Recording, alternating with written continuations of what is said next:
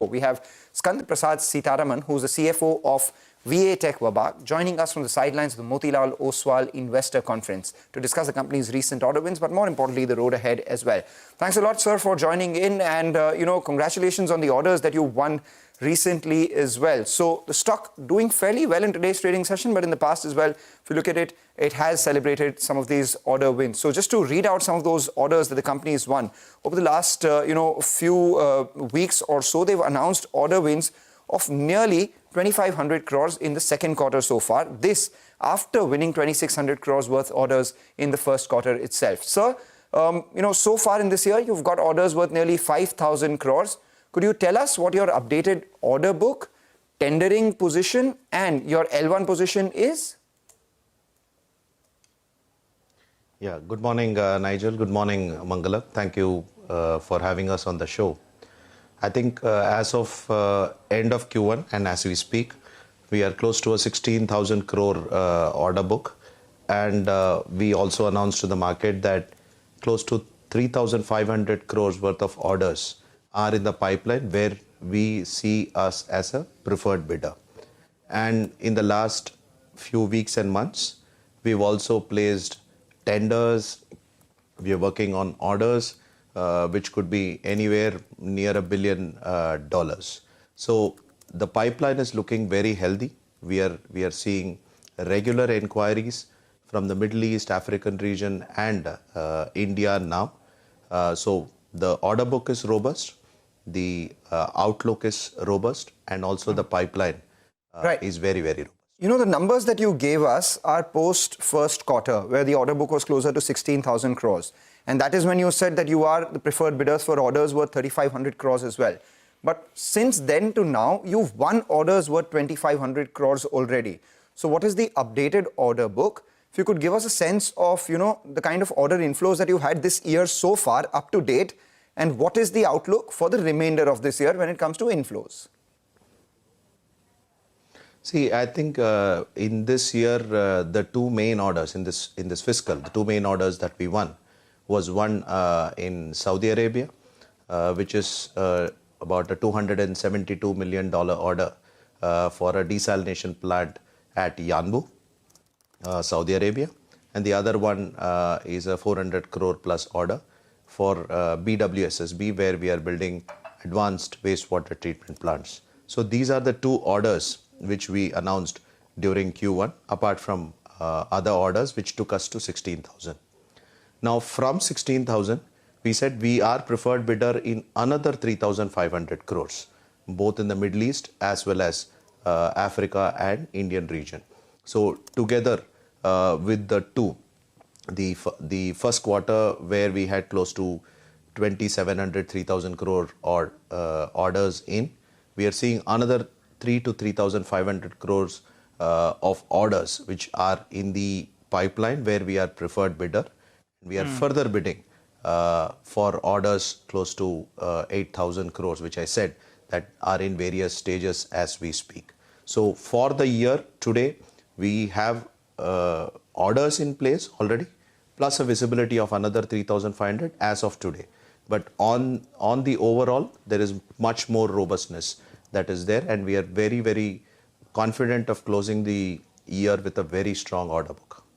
All right. Hi, sir. Good to see you in. This is Nigel on this side. Could you break it up geographically? In India, what kind of order intake are you expecting? Outside of Chennai, is there an opportunity over there? If you could give us some color out there. And the Middle East opportunity as well. How big is that? So Nigel, I think this year will be a year which will be dominated by the international business. Middle East will of course lead the way, and also the Southeast Asian region.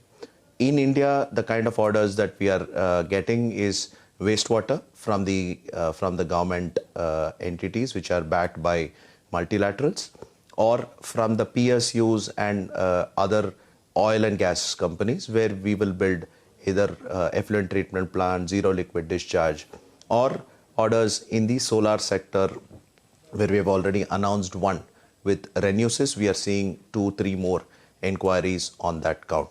So from a volume perspective, it will surely be an year which is dominated by the international geographies. But now we are seeing traction also in India.